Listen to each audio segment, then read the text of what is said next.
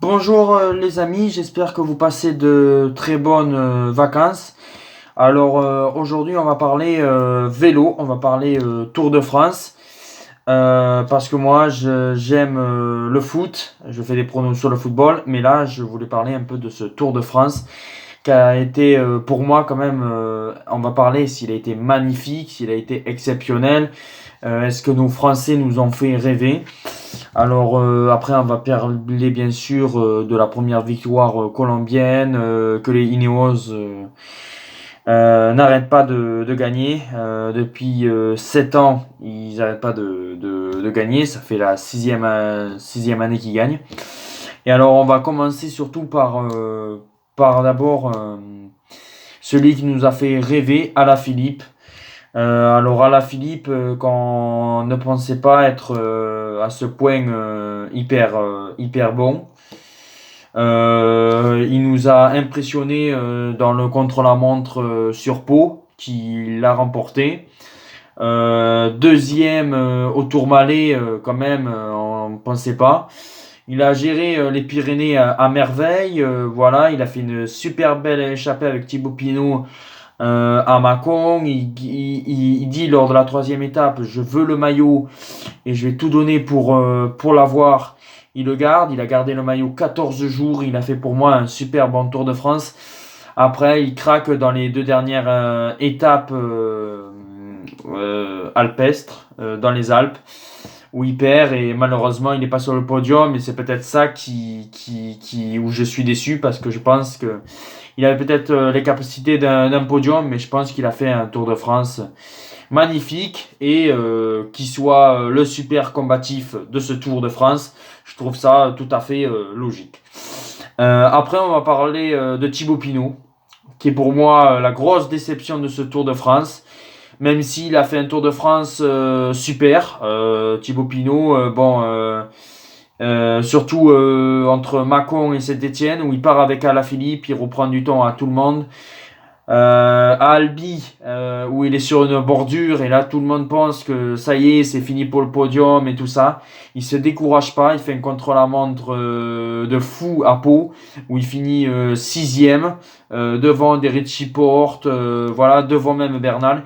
Il gagne au Tourmalet, un truc de fou avec un David Gaudu qui est pour moi l'avenir. Et puis après, je pense que à Foix-Pralis, il dépose Bernal, il dépose Kreuzweg.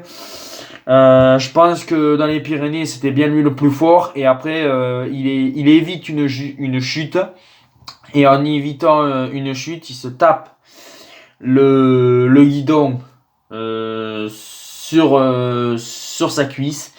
Et là, lors de l'étape à l'arrivée à l'Isran, et ben là, la détresse, les pleurs et l'abandon de Thibaut Pinot. Et on ne saura jamais s'il aurait pu. Je pense qu'il avait tout à fait les capacités de gagner ce Tour de France. Alors, d'une part, c'est une grosse déception, mais d'une part, je pense que Thibaut Pinot, dans l'avenir, peut gagner le Tour de France.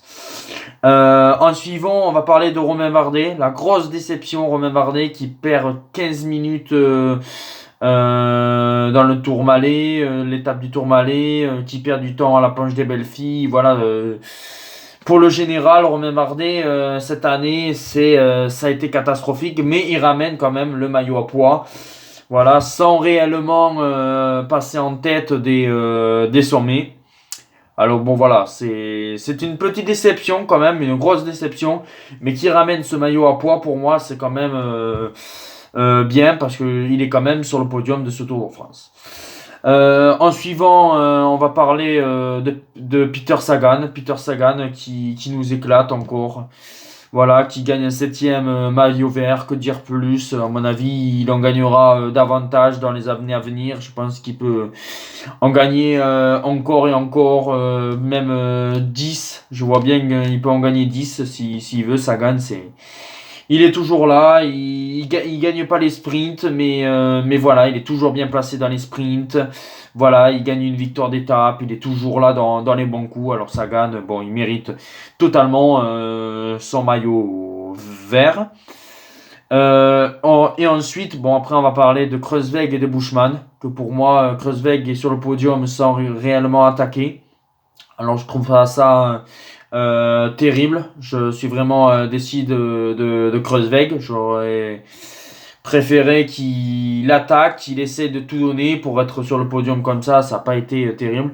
Bushman, il n'a pas fait grand-chose non plus. Ça n'a pas été terrible non plus. Après, Geraint Thomas, on ne sait pas qu'est-ce qu'il avait. Est-ce qu'il avait les moyens de faire être meilleur? Voilà. Bon, après, il avait son coéquipier qui est Bernal.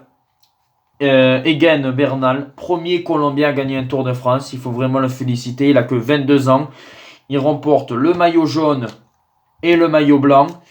Et pour moi, Bernal, voilà, c'est l'avenir. Voilà, je trouve que c'est un très bon grimpeur. Il a prouvé sur ce Tour de France. Et voilà, après, c'est encore Ineos qui gagne. Après, on ne le saura jamais. Je pense que les deux plus forts de ce Tour de France, c'était bien sûr Bernal et Thibaut Pinot. Voilà, maintenant, voilà, je voulais parler de ce Tour de France, voilà, qui nous ont fait rêver. Pour ma part, moi, je trouve que les trois, si je dois citer trois coureurs qui m'ont fait rêver, c'est Alaphilippe, Thibaut Pinot et Egan Bernal. Voilà, et après, si j'ai des étapes marquantes, eh ben, pour moi, c'est quand même le contre-la-montre de Pau gagné par Alaphilippe, le Tourmalet gagné par Thibaut Pinot, et après aussi la 19e étape qui a été neutralisée, qui n'est pas allée jusqu'au bout parce qu'il y a eu de la neige, de la grêle et qu'on n'a pas pu terminer cette étape. Voilà, je voulais vous parler un peu de ce Tour de France qui a été magnifique. Voilà, et voilà, je vous souhaite encore de bonnes vacances. Ça va se retrouver avec d'autres vidéos sur le sport en général. J'espère que cette vidéo vous aura plu. Et si ça vous plaît que je parle un peu de vélo, eh ben, j'en ferai d'autres. Je vous embrasse à tous. Allez, au revoir les amis.